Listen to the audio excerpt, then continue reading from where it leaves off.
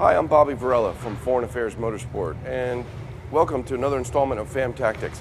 Today I'm with our shop foreman, Anthony Daddy, and we're working on the RWB, and we're taking care of some routine maintenances and services, but we also had an issue with the vehicle that we're tending to.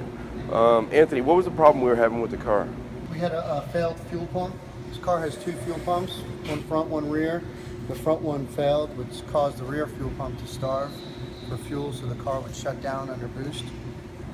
Okay. All right, where's the fuel pump location at on this car? Well, there's one up underneath the car, and then there's another one in the engine compartment. Okay, awesome. Thanks.